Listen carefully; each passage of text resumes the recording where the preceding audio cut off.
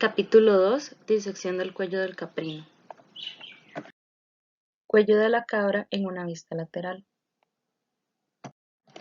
Se continúa una incisión por la región ventral de la mandíbula hasta llegar al cartílago del esternón.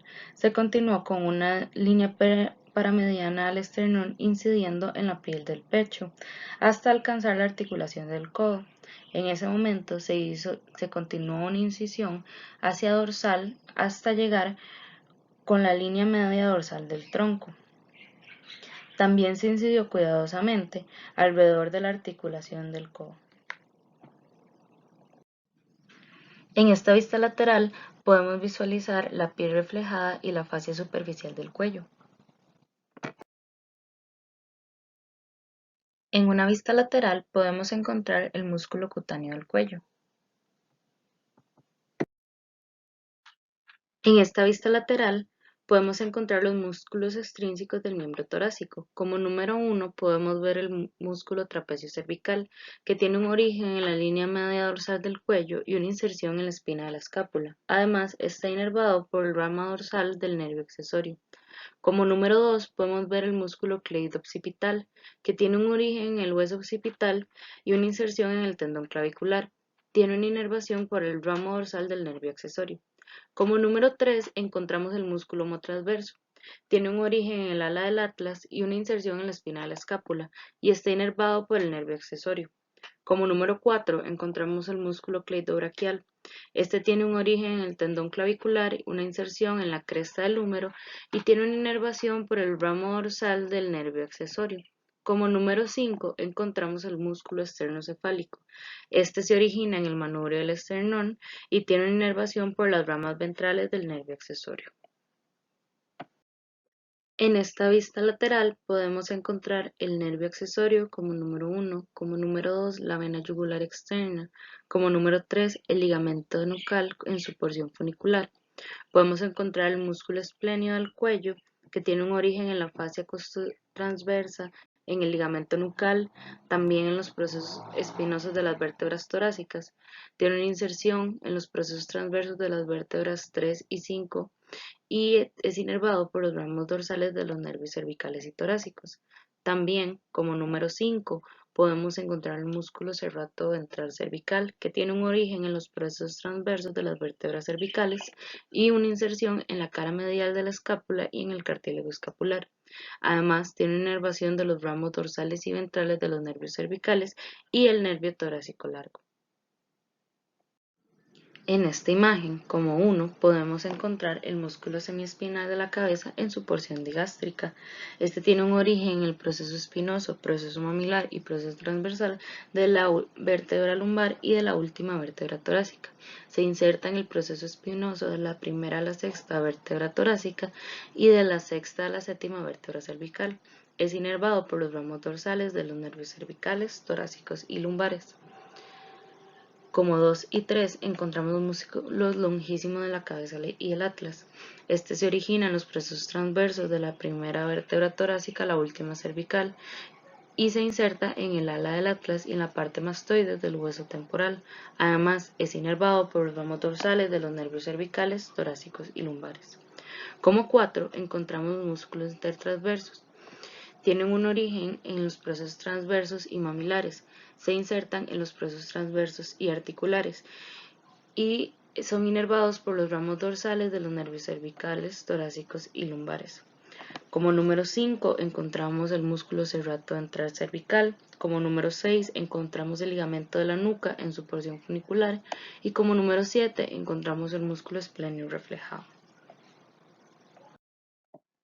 Como número 1 encontramos el músculo espléneo reflejado. Como número 2 el músculo semiespinal de la cabeza en su porción digástrica. Como número 3 encontramos el músculo semiespinal de la cabeza en su porción compleja. Como número 4 encontramos el músculo longísimo de la cabeza. Como número 5 el músculo longísimo del atlas.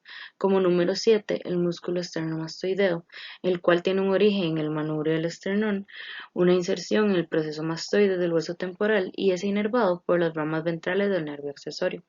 Como número 7 encontramos el músculo serrato ventral cervical. Como número 8, el ramo dorsal del nervio accesorio. Y como número 9, encontramos el ligamento de la nuca en su porción funicular. En esta imagen podemos encontrar como número 1 el ligamento de la nuca en su porción funicular, como número 2 el músculo semiespinal de la cabeza en su porción digástrica, como número 3 el músculo longísimo de la cabeza, como número 4 el músculo longísimo del atlas, como número 5 el músculo intertransverso, como número 6 encontramos el músculo esplenio reflejado, como número 7 encontramos el músculo serrato-ventral cervical. Como número 8, la vena yugular externa. Y como número 9, podemos encontrar el músculo externo cigomático, el cual tiene un origen en el manubrio del esternón, una inserción en el arco cigomático y es inervado por las ramas ventrales del nervio accesorio. En esta imagen podemos encontrar como número 1 el músculo serrato-ventral cervical, como número 2 el músculo escaleno dorsal, el cual tiene un origen de la tercera a la octava costilla, una inserción en el proceso transverso de la sexta a la tercera vértebra cervical y es inervado por los ramos ventrales del quinto al octavo nervio cervical y del primero al segundo nervio torácico. Como número 3 encontramos el músculo escaleno medio, el cual tiene un origen en la primera costilla, una inserción en el proceso transverso de la séptima a la tercera vértebra cervical y es inervado por los ramos ventrales del quinto al octavo nervio cervical y del primero al segundo nervio torácico. Como número 4 encontramos el músculo escaleno ventral, el cual tiene un origen en la primera costilla, es una inserción en la séptima vértebra cervical y es inervado por los ramos ventrales del quinto al octavo nervio cervical y del primero al segundo nervio torácico. En esta vista lateral podemos encontrar como número 1 el ligamento de la nuca en su porción funicular, como número 2 el ligamento de la nuca en su porción laminar, como número 3 encontramos el músculo recto dorsal mayor de la cabeza, que tiene un origen en el proceso espinoso del axis, una inserción en la cresta nucal y es inervado por los ramos dorsales del primer nervio cervical. Como número 4 podemos encontrar el músculo oblicuo caudal de la cabeza, su origen en el proceso espinoso del axis, una inserción en las alas del atlas y una inervación del ramo dorsal del segundo nervio cervical. En una vista lateral podemos encontrar el músculo serrato-ventral cervical reflejado. Como 2, el músculo longísimo cervical, el músculo longísimo del atlas como número 3, como número 4, el músculo longísimo de la cabeza, como número 5, el músculo semiespinal de la cabeza, como número 6, el músculo intertransverso, como número 7 encontramos el esófago, como número 8, el músculo esternomastoideo, como número 9 podemos encontrar la vena yugular externa, como número 10 el ligamento de la nuca en su porción funicular y como número 11 encontramos la tráquea. En una vista lateral del espacio visceral podemos encontrar el esófago, el cual es irrigado por la arteria broncoesofágica, drenado por la vena broncoesofágica, es inervado por los nervios vago y simpático y tiene un drenaje linfático por los linfocentros cervicales profundos y mediastínicos.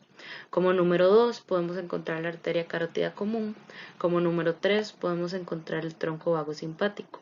En la misma solo se van a visualizar estas estructuras, pues los caprinos no poseen una vena yugular interna. Como número 4 encontramos la tráquea, la cual tiene una irrigación por las ramas de la arteria carótida comunes y broncoesofágica, un drenaje venoso por las tributarias de la vena yugular y broncoesofágica.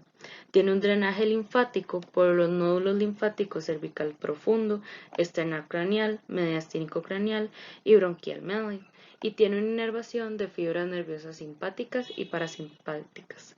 Como número 5 podemos encontrar el músculo largo de la cabeza, el cual tiene un origen en el proceso transverso de la segunda a la sexta vértebra cervical, una inserción en la base del cráneo y es inervado por los ramos ventrales de los nervios cervicales. En una vista caudal del espacio visceral podemos visualizar el esófago como número 1, la arteria carótida común como número 2, como número 3 el tronco vago simpático y como número 4 la tráquea.